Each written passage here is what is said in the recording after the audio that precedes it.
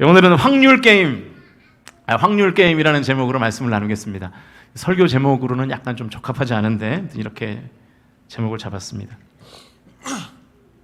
오늘 본문은 성경에서 가장 많이 다루고 있는 주제를 예수님께서 하신 말씀입니다. 그 주제는 바로 이제 믿음인데요. 교회에서 믿음만큼 많이 이렇게 우리에게 언급되는 단어가 어디 있겠습니까? 그런데 오늘 본문을 저와 여러분은 아마 별 느낌 없이 읽으셨겠지만 그 예수님이 설교하신 당시 상황을 우리가 유추하면서 오늘 본문을 읽으면 절대로 무덤덤하게 읽을 수 없는 본문입니다. 우리 44절과 45절 말씀 같이 읽겠습니다. 시작. 믿는 것이 아니요 나를 보내신 이를 믿는 것이며 나를 보는 자는 나를 보내신 이를 보는 것이니라. 아멘. 그 예수님께서 지금 믿음에 관한 이야기를 하고 계세요. 그런데 예수님께서 믿음에 관한 이야기를 하실 때 성경이 기록하기를 예수님께서 그냥 말씀하셨다라고 하지 않고 지금 뭐라고 되어 있냐면 외치셨다라고 되어 있습니다. 예수님이 외치셨어요? 소리치셨어요? 영어 성경을 보니까 분명하게 cry out 하셨다 이렇게 되어 있어요. 예수님께서 지금 믿음을 가질 것을 말씀하시는데 소리치셨다는 거예요. 외치셨다는 거예요. 조금 더 심하게 표현하면 비명을 지르셨다는 거예요. cry out에 그런 뜻도 있거든요. 비명을 지르다. 여러분 지금 예수님이 설교하시는 분위기가 어떤 것 같습니까? 지금처럼 우리 이렇게 예배처럼 뭐 화기애애한 그런 분위기가 아니었습니다. 일반적으로 사람이 언제 소리를 치나요? 절박할 때 소리치죠. 내가 무슨 이렇게 구렁텅이에 빠져 있을 때 우리가 소리치지 않습니까? 살려주세요, 살려주세요. 또 언제 소리칩니까? 말을 잘 안 들으면 소리쳐요. 내가 아무리 말해도 그 말을 잘 안 듣는 거예요. 이한이를 일주일 동안 인천에 그 유학을 보냈었잖아요. 네. 화요일에 보냈거든요. 화요일에 보냈는데 화요일 저녁에 이제 이한이가 없고 저도 퇴근했고 저와 제 아내가 사택에서 그냥 이렇게 소파에 가만히 앉아 있었습니다. 이한이가 없으니까 이게 대면대면 하더라고요. 제 아내가 그러는 거예요. 이한이 보고 싶다 그러는 거예요. 이제 간지 한 3시간 됐나요? 4시간 됐나요? 근데 이한이 보고 싶대요. 그날 이제 저녁에 영상통화를 하는데 그 목소리에 막 그 애절함이 막 묻어나요. 이한아, 뭐 할머니랑 밥 잘 먹었어? 뭐 인천 좋아? 막 이러더라고요.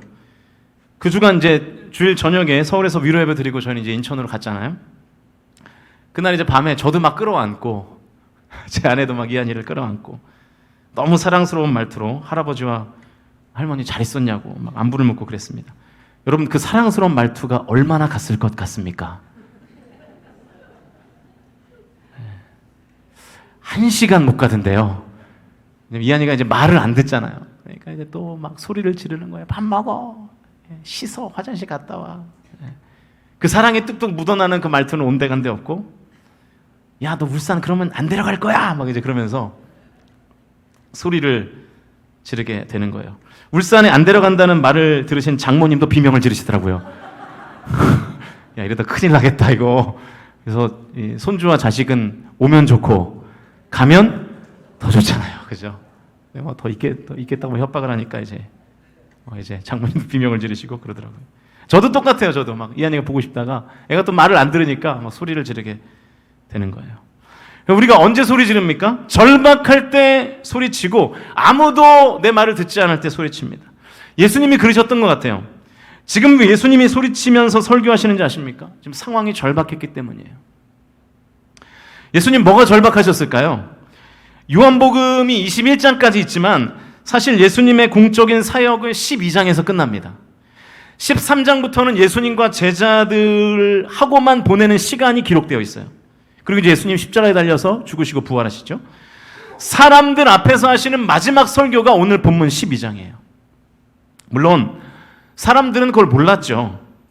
그러나 예수님께서 대중들에게 하는 마지막 설교가 바로 오늘 본문입니다.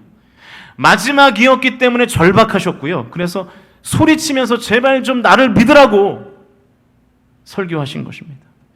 예수님은 그동안 3년 동안 설교하셨어요. 회개하라, 천국이 가까웠다.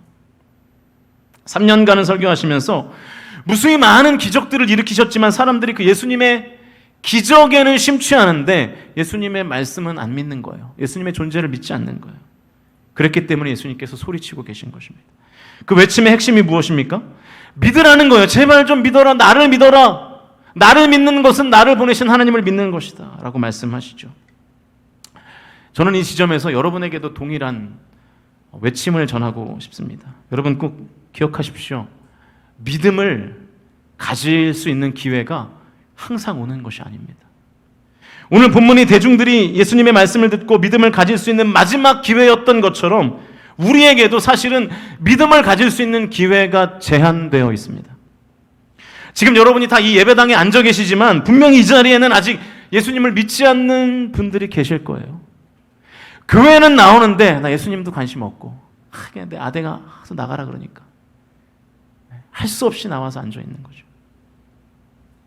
저도 오늘 이분들에게 예수님처럼 좀 절박하게 소리치며 설교하고 싶습니다. 기회가 있을 때 말씀을 받고 예수님을 믿으실 수 있기를 주님의 이름으로 축원드립니다. 여러분 제발 지금 내 육체에 생명이 있을 때 예수님을 진심으로 믿으실 수 있기를 바랍니다.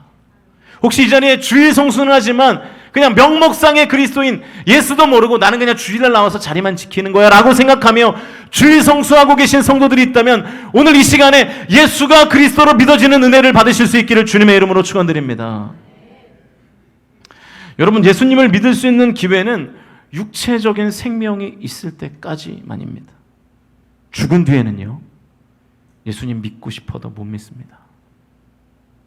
사진을 하나 보여주시면, 여러분 혹시 저 조각 이름은 아십니까?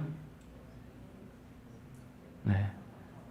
역시 울산이라 좀 교양이 있으시고 오기스트 로댕의 생각하는 사람입니다. 뭘 생각할까요?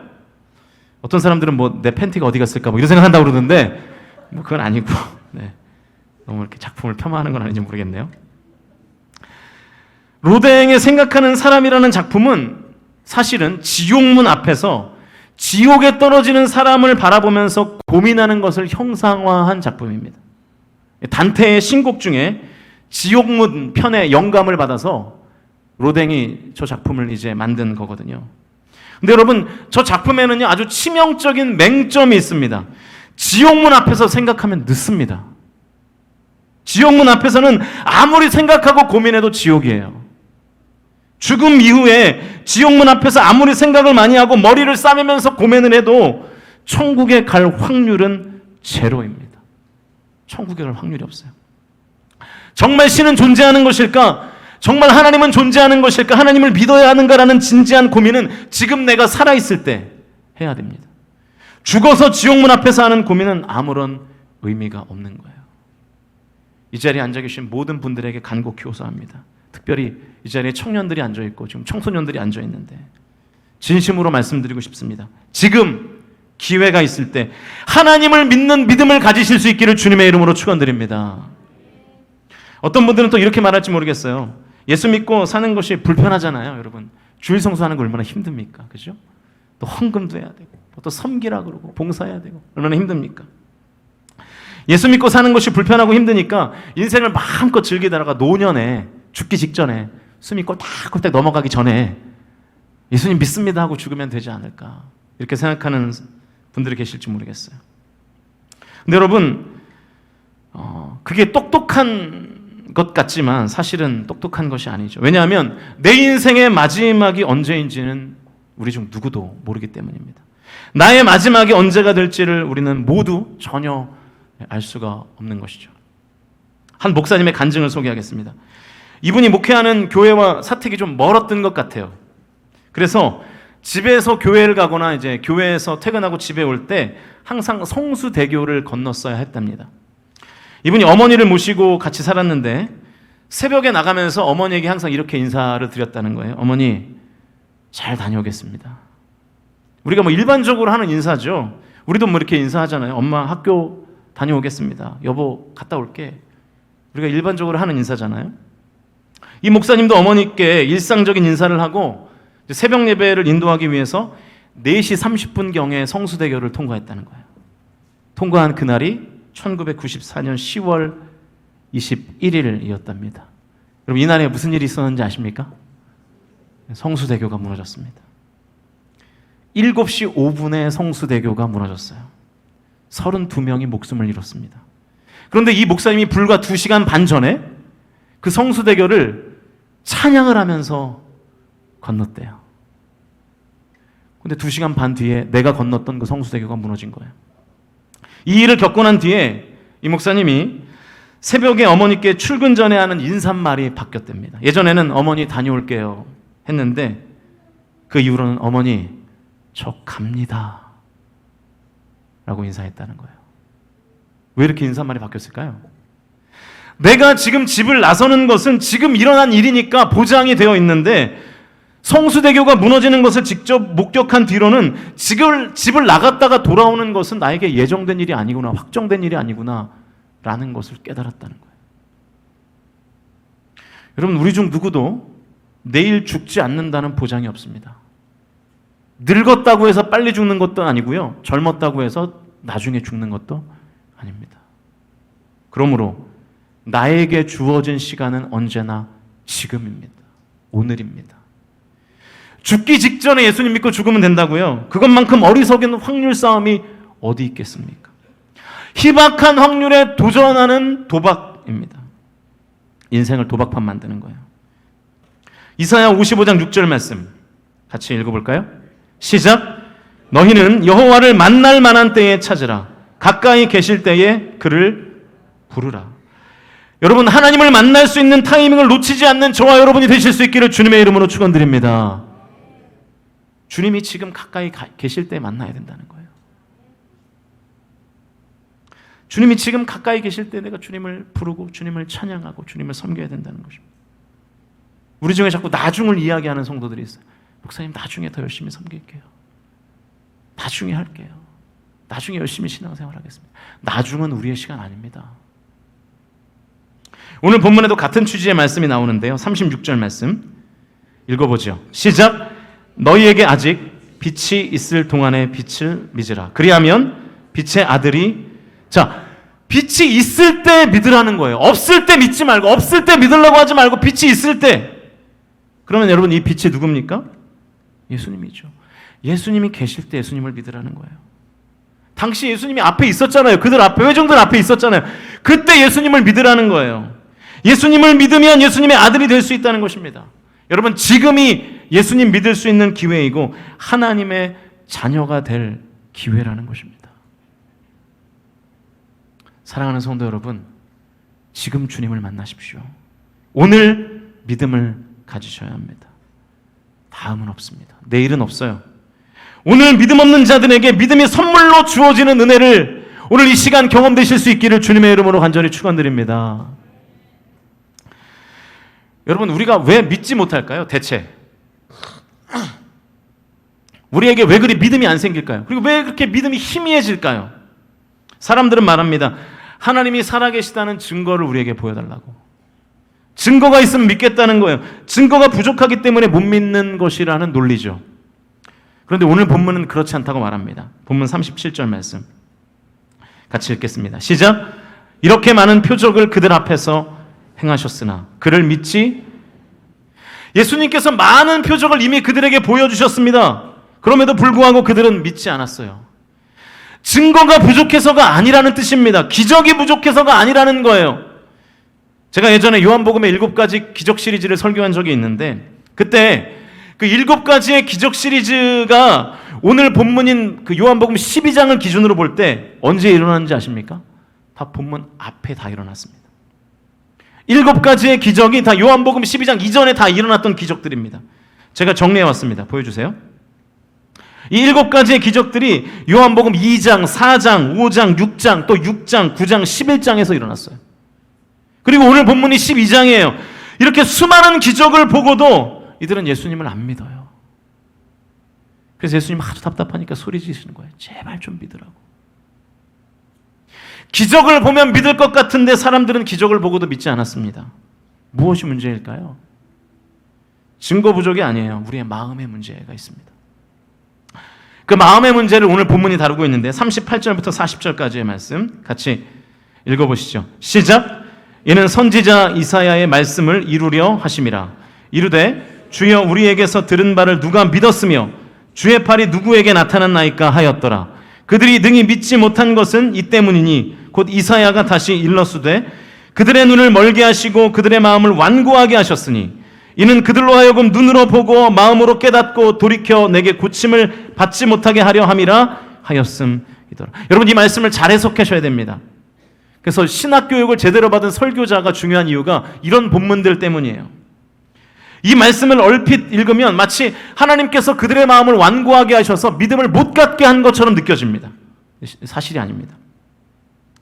마태복음 13장으로 가보시면 마태복음 13장에 똑같은 스토리가 기록되어 있는데 요한은 이사야의 예언만 인용하고 있는데 마태는 성령의 감동으로 이 예언이 어떠한 뜻을 갖고 있는지를 해석합니다. 마태복음 13장 14절 말씀 화면을 보시면서 같이 읽어보죠. 시작.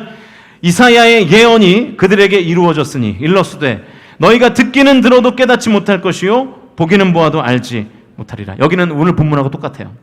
이사야의 예언이 그들에게 이루어졌으니 듣기는 들어도 깨닫지 못하고 보기는 보아도 알지 못할 것이다. 똑같습니다. 그 다음이 달라요. 마태복음 13장 15절 말씀 읽습니다. 시작. 이 백성들의 마음이 완악하여져서 그 귀는 듣기에 둔하고 눈은 감았으니 이는 눈으로 보고 귀로 듣고 마음으로 깨달아 돌이켜 내게 고침을 받을까 두려워함이라 하였느니라. 마태가 한 가지 해석을 덧붙이는데 이 백성들의 마음이 어떻게 됐다고요? 완악해져서. 누가 완악하게 한 것입니까? 하나님이 백성들의 마음을 완악하게 했나요? 자기 자신이 스스로를 완악하게 한 것입니까? 하나님께서 그들을 완악하게 한 것입니까? 영어 성경을 보면 그 의미가 더욱더 분명해지는데 they hardly라고 표현하고 있어요. 그들이 무엇을 하지 않았다라는 뜻입니다. they hardly. 그러니까 그들이 스스로 하나님의 말씀을 귀로 안 들었고요. 그들이 스스로 눈을 감았고요. 그렇게 하지 않았더라면, 다시 말해서 그들이 귀로 안 듣고 눈을 감지 않았더라면 그들은 봤을 것이고 그들이 하나님을 이해했을 것이라는 뜻입니다. 무슨 말이냐면 나에게 문제가 있었다는 거예요. 왜 우리에게 믿음이 안 생기는가? 하나님 문제가 아니라는 거예요. 증거가 없어서가 아니라는 거예요. 나에게 문제가 있다는 것입니다. 보지 않고 눈을 감고 귀를 닫아버린 사람들의 문제라는 것입니다. 믿음이 없는 것은 나 자신의 문제입니다. 이 사람들의 마음이 원래 착하고 좋은데 하나님께서 그들의 마음을 완악하게 하신 것이 아니라 이 사람들의 마음이 원래 완악했어요. 눈을 감아버려요. 귀를 닫았어요. 그래서 하나님께서 그 상태 그대로 그냥 내버려 두셨다는 뜻입니다. 이게 이해가 돼야 출애굽기의 내용이 이해가 되는데, 출애굽기를 읽다 보면 이런 표현이 나오거든요. 한편에서는 바로가 마음을 완악하게 함으로 라는 표현이 나오고, 또 읽다 보면 하나님께서 바로의 마음을 완악하게 하사라는 표현도 나옵니다. 언뜻 보면 이 두 표현이 대립되죠. 모순됩니다. 그런 사실은 모순이 아니에요. 이 말씀은 원래 바로의 마음이 너무 아이 같고 순수하고 착했는데 하나님께서 완악하게 하셨다는 뜻이 아니라 하나님께서 원래 마음이 완악했던 그 바로의 마음을 그냥 내버려 두셨다는 뜻이에요. 원래 바로의 마음이 어때요? 완악했습니다. 스스로 그 마음이 굳어진 거죠. 다만 그걸 하나님께서 그대로 내버려 두셨다는 뜻이에요. 그렇게 해석해야 맞는 해석입니다. 예를 들어 보면, 여러분 찰흙 아시죠? 찰흙. 학창 시절이 하도 오래되셔서 찰흙을 모르실 텐데, 예. 제가 고등학교 때 미술에서 유일하게 수를 받은 작품이 찰흙입니다. 예. 그림은 다 양가, 예. 가양 그랬어요. 예. 그런데 제 아들이 지방의 예능대에서 그림으로 입상을 했다는 거는 요한복음의 7가지 기적보다 더 큰 기적이에요. 예. 아무래도 이 주최 측에 좀 농간이 있었던 것 같아요. 담임 목사 아들이라고 좀 봐준 게 아닌가. 이한이가 상을 받은 뒤에 집에서 그림만 그립니다.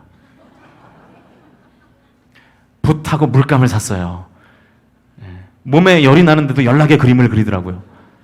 예. 그림에 대한 열정이 굉장히 대단합니다. 지금 나중에 미대 간다 그럴까 봐 약간 긴장을 하고 있는데, 예. 아예 지금 이명재 집사님한테 미리 보내서 지금 조기 교육을 시킬까 뭐 그 생각도 하고 뭐 그러는데요. 네. 아무튼 이 찰흙이요. 여러분 찰흙을요 만지지 않고 가만히 두면 어떻게 되죠? 딱딱하게 굳죠. 아무리 찰흙을 새 거를 뜯어도 만지지 않고 가만히 두면 딱딱하게 굳습니다. 떠들어도 괜찮아요. 네, 놔두세요. 네. 찰흙은요, 여러분 자꾸만 만져야 부드러워지죠. 가만히 두면 굳는 것입니다. 완악한 마음이 찰흙과 같은 거예요. 마음이 딱딱해지고 있는데 하나님께서 만지시지 않는 거예요. 그 마음을 그냥 굳게 내버려 두시는 것입니다. 히브리서 3장 말씀에 너희는 하나님의 말씀을 들을 때 그 마음을 완고하게 하지 말라라고 하나님께서 명령하십니다. 그런데 그럼에도 불구하고 우리가 계속 우리의 마음을 완악하게 만들고 계속해서 말씀을 거부할 때 심판이 임하는데, 여러분 그 심판이 뭔지 아십니까? 그냥 내버려 두시는 거예요. 로마서 1장에도 그 심판이 나옵니다. 로마서 1장 24절을 보면 하나님께서 그 마음의 정욕대로 내버려 두시고, 26절을 보면 그들의 부끄러운 욕심에 내버려 두시고, 28절을 보면 그들을 상실한 마음 그대로 내버려 두사. 하나님이 하시는 최고의 심판이 뭔지 아십니까? 죄를 짓고 있는데도 아무런 징계가 임하지 않는 거, 그게 최고의 심판입니다. 여러분 이 세상에서 악인이 잘 되는 것을 기뻐하지 마세요. 부러워하지 마세요. 죄를 짓고 사는데도 잘 되는 그것이 곧 심판입니다. 악인이 잘 되는 것을 내버려 두는 것, 그게 하나님의 심판이에요.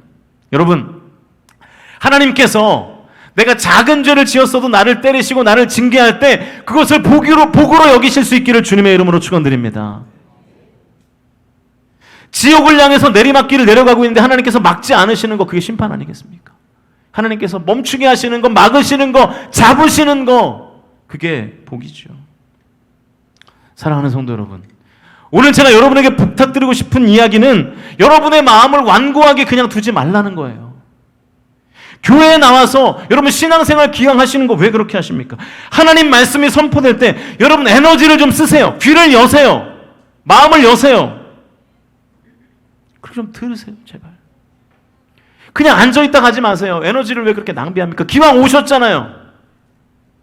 우리 교회는 예배 시간마다 경배와 찬양 시간이 있잖아요. 그때에 에너지를 사용하셔서 하나님을 높이실 수 있기를 주님의 이름으로 축원드립니다. 그냥 에너지 없이 앉아있지 마세요. 그러니까 마음이 딱딱해지는 거예요. 마음을 담아서 하나님을 찬양하십시오. 우리 교회는 설교 후에 주신 말씀을 가지고 기도하지 않습니까? 그때 에너지를 써서 기도하실 수 있기를 주님의 이름으로 부탁드립니다. 그냥 있다가 돌아가지 마세요. 마음이 완고해져. 교회에 나왔다고 여러분의 신앙이 성숙하지 않습니다. 기도해야 됩니다. 눈 감고 멍 때리지 마시고. 섬기고 봉사하는데 에너지를 좀 쓰십시오. 그래야 여러분 우리의 마음이 말랑말랑해지는 것입니다. 그래서 우리의 믿음이 점점 더 자라는 거예요. 그래야 마음이 완악해지지 않는 것입니다. 마음이 딱딱하게 굳지 않는 것입니다.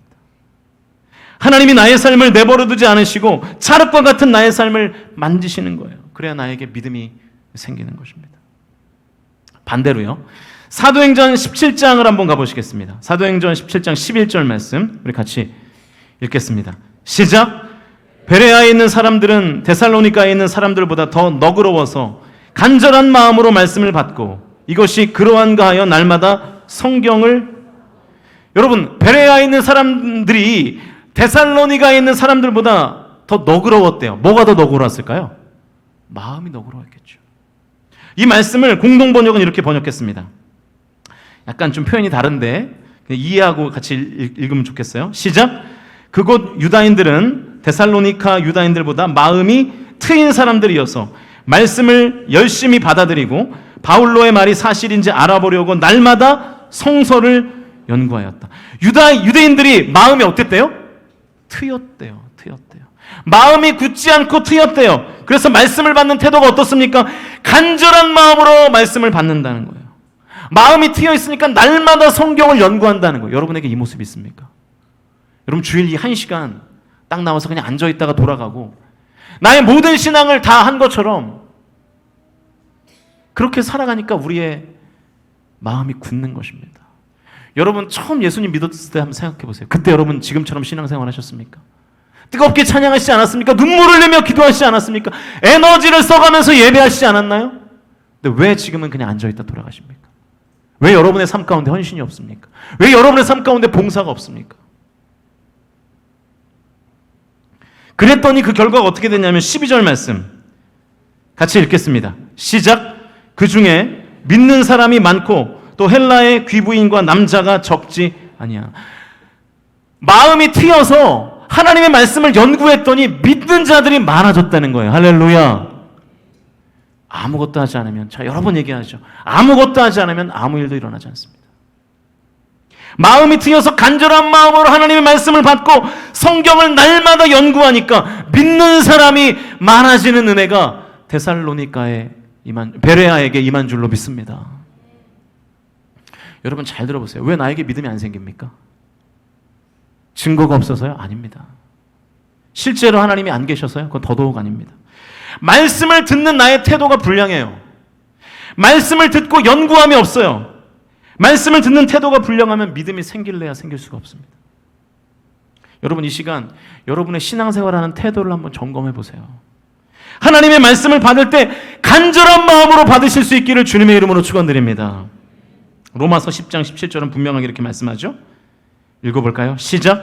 그러므로 믿음은 들음에서 나며 들음은 그리스도의 말씀으로 말미암았느니라. 할렐루야. 들으면 믿음이 생긴대요. 그런데 우리가 믿음이 왜 없느냐? 듣지 않기 때문에. 안 듣거나 듣는 태도가 잘못되어서 믿음이 안 생기는 것입니다. 여러분 예전에는 나의 믿음이 아주 컸고 나의 믿음이 단단했는데 지금 여러분의 믿음이 연약합니까? 다 멀어졌습니까? 왜 그렇죠? 하나님의 말씀을 듣는 귀가 잘못되어 있기 때문에 그래요. 마음에 문제가 있습니다. 오늘 이 시간에 저와 여러분에게 믿어지는 은혜가 임하기를 주님의 이름으로 간절히 축원드립니다. 사랑하는 성도 여러분, 왜 믿음을 가져야 될까요? 여러분, 예수님 믿어야 천국 갑니다. 믿으십니까? 예수님 안 믿으면 지옥 갑니다. 믿으십니까? 믿으시는 분들은 아멘 하시길 바랍니다. 여러분 예수 그리스도 믿어야 천국 가요. 돈으로 천국 못 갑니다. 명예로 천국 못 가요. 권력으로 천국 못 갑니다. 오직 믿음으로만 천국 갑니다. 할렐루야. 누가 믿어야 돼요? 내가 믿어야 돼요. 내 아내가 믿음이 있다고 해서 내가 천국 가는 거 아니에요. 내 자녀가 믿음이 있다고 내가 천국 가는 거 아니에요. 내 아들이 목사고 장로라고 천국 가는 거 더더욱 아닙니다. 내가 예수님 믿어야 천국 갑니다. 블레이즈 파스칼이라는 사람 아시죠? 이분이 그 기독교를 변증하면서 확률 논증이라는 아주 재미있는 개념으로 믿지 않는 사람에게 믿음을 결단하는 일들을 했거든요. 오늘 설교의 제목처럼 믿음을 이 확률 게임에 대입시켜가지고 과연 믿는 게 더 좋은 것인가, 믿지 않는 게 더 좋은 것인가를 논증을 한 거예요. 제가 설명을 해드리겠습니다. 여러분 신존재와 믿음의 경우의 수는 총 4가지예요. 일단 신존재의 유무가 있겠죠. 하나님이 계실 수도 있고 안 계실 수도 있다 이렇게 생각하는 거예요. 그리고 믿음에 대해서는 2가지의 경우의 수가 있겠죠. 믿는다, 안 믿는다 이렇게 2가지. 자, 만약에 어떤 사람이 하나님이 존재한다고 믿었어요. 그런데 죽어보니까 하나님이 없네요? 그러면 어떻게 되죠? 이 사람은? 아무 일도 일어나지 않아요. 그냥 꽝이에요. 그죠? 아무 일도 일어나지 않아요. 열심히 믿었는데 죽어보니까 하나님이 없어요. 그럼 아무 일도 일어나지 않죠. 그냥 꽝입니다. 그런데 어떤 사람이 하나님이 존재한다는 것을 믿고 죽었는데 실제로 하나님이 존재했어요. 그럼 어떻게 되죠? 어디 갑니까? 천국 가요. 자, 그러면 하나님이 존재한다고 믿는 사람의 최악은 뭡니까? 아무 일도 일어나지 않은 꽝. 맞죠? 그러면 하나님이 존재한다고 믿고 죽은 사람의 최선은 뭐예요? 천국이에요. 정리합니다. 하나님을 믿은 사람의 최선은 천국이고 최악은 아무 일도 일어나지 않는 꽝이에요. 반대로 하나님의 존재를 믿지 않는 사람이 죽었어요. 죽어보니까 하나님이 없어요. 그럼 뭐예요? 꽝이에요. 아무 일도 일어나지 않아요. 근데 죽어보니까 실제로 하나님이 존재해요. 그럼 어떻게 되죠? 어디 갑니까? 지옥 갑니다. 잘 보세요. 하나님의 존재를 믿지 않는 사람의 최선이 뭐예요? 꽝이에요. 아무 일도 일어나지 않는 거. 최악은 뭐예요? 지옥이에요. 자, 하나님을 믿는 사람의 최악은 꽝이고요. 하나님을 안 믿는 사람의 최선이 꽝이에요. 이해를 하고 계시는지 모르겠네요. 네. 혹시 이해가 안 되실까 봐 제가 표로 준비했습니다. 표를 보여주시면. 자, 보세요. 이제 이해가 되실 거예요. 믿음을 가지고 죽었는데 실제로 하나님이 존재하는 경우 어디 가요? 천국. 믿음을 가지고 죽었는데 하나님이 없어요. 그럼 어떻게 돼요? 꽝이에요. 믿음을 안 가지고 그런 거 필요 없다. 믿음을 안 가지고 죽었으면, 실제로 죽었는데 하나님이 존재했으면 어떻게 돼요? 지옥 가요. 믿음을 안 가지고 죽었는데 하나님이 없었어요. 그럼 어떻게 돼요? 꽝이에요. 자, 믿음이 없는 사람의 최선은 뭡니까? 꽝이죠. 최악은 지옥. 반면에 믿음을 가진 사람의 최악이 뭡니까? 꽝. 최선은 뭐예요? 천국이에요. 여러분의 인생 어디다 거시겠습니까? 뭐가 확률적으로 이성적인 거예요? 뭐가 냉정하고 합리적인 거예요? 이것만 생각해도 여러분 답이 나와요. 믿음을 안 가질 이유가 없어요, 우리가. 하나님을 믿으실 수 있기를 주님의 이름으로 축원드립니다. 절대로 손해가 아닙니다. 혹시 이 자리에 믿음에 대한 회의감을 가지고 있다면 특별히 청소년들 잘 들으세요. 청년들 잘 들으세요. 믿고 죽는 것이 확률 게임에서 이기는 것입니다. 믿으실 수 있기를 주님의 이름으로 축원드립니다. 이제 말씀을 정리합니다.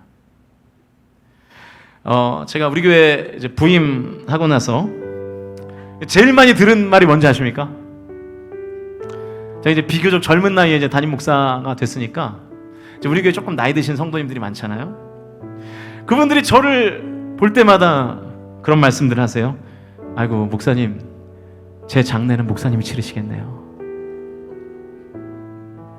지금 웃고 계신 분들이 저한테 다 그런 말씀 하신 분들이에요. 아이고 제 장례는 목사님이 집례하시겠네요.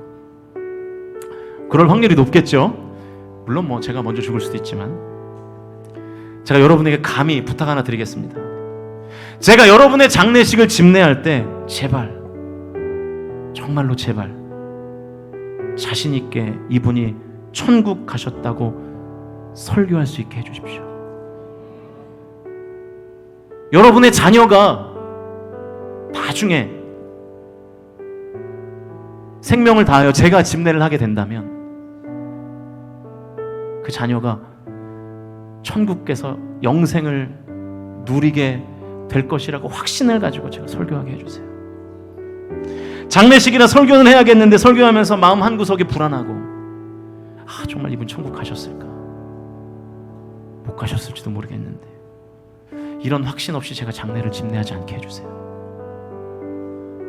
제가 우리 교회를 출석했던 그 누구의 장례를 치르면서 설교할 때 여러분 기뻐하십시오. 슬퍼하지 마십시오. 제가 보증하건대 누구누구 장로, 누구누구 권사, 누구누구 집사, 누구누구 성도님은 이제 예수님의 품 안에서 안식하셨습니다.